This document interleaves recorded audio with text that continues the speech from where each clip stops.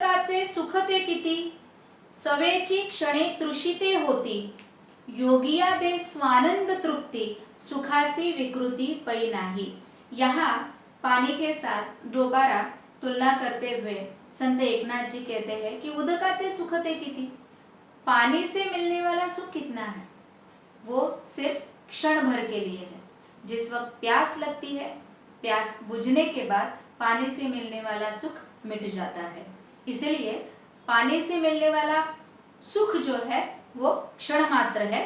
सवेची क्षणे तृषिते होती, सिर्फ क्षण मात्र है। उस क्षण के लिए हमें सुख मिलता है, हमारी प्यास मिटती है, हमारी प्यास बुझती है, तो पानी का सुख जो है वो हमारे दिल से निकल जाता है। यानी क्या कि सिर्फ टेम्पररी सुख जो है वो पानी से हमें मिलता है। मगर योगी पुरुष के सहवास में अगर हम रहेंगे, योगिया दे स्वानंद तृप्ति, स्वानंद तृप्ति, स्व आनंद तृप्ति, यानी खुद के आनंद में तृप्ति यानी समाधान, खुशी मिलती है हमेशा के लिए, परमानेंटली। जो सुख है योगी के सहवास में आने के बाद मिलने वाला जो सुख है वो सुख हमारा परमानेंट होता है, जिसे हम मराठी में कहेंगे शाश्वत सुख, कि कुछ भी हो जाए वो सुख कभी मिटता नहीं है, नष्ट नहीं होता। सुखा से विकृति पै नाही। सबसे अहम बात यह है कि सच्चा सुख योगी के सहवास में रहने के बाद हमें मिलता है। योगी का सहवास मिलने पर सच्चा सुख, पवित्र सुख, प्योर सुख मिलता है। सुखा से विकृति पै नहीं, यानी क्या कि जो सुख हमें मिलता है उस सुख में किसी भी तरह का दाग नहीं होता, किसी भी तरह का कलंक नहीं होता, ब्लेमिश नहीं होता।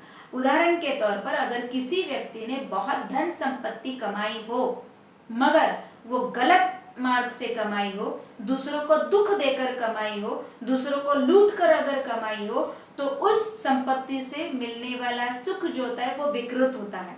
विकृत का मतलब है दोषपूर्ण होता है, वो सच्चा सुख नहीं होता।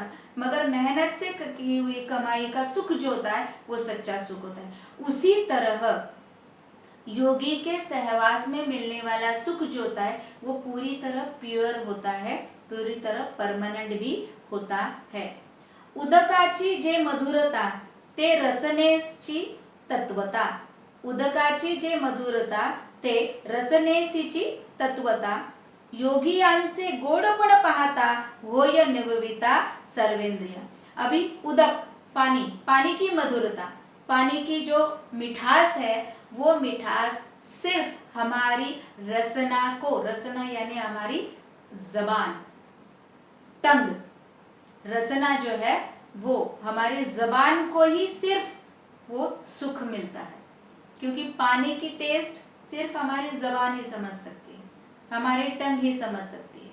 पानी की टेस्ट अगर शरीर के दूसरे किसी भी भाग पर अगर हम डालेंगे तो उसकी टेस्ट हमें समझ में नहीं आती। इसीलिए कहा है कि पानी की जो मधुरता है, पानी की जो टेस्ट है वो सिर्फ हमारा एक ही ऑर्गन, एक ही अवयव जो है वो समझ सकता है, वो है हमारी जबान, जिसे रसना कहा है।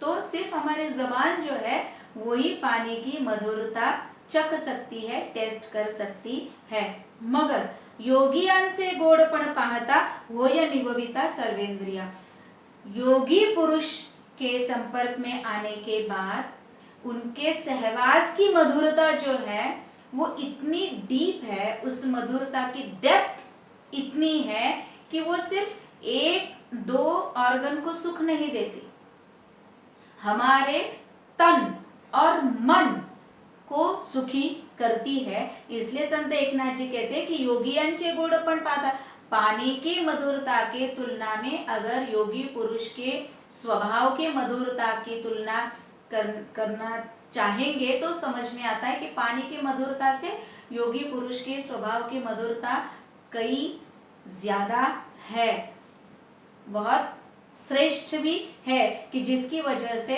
हमारे सभी शरीर और मन दोनों सुखी होते हैं।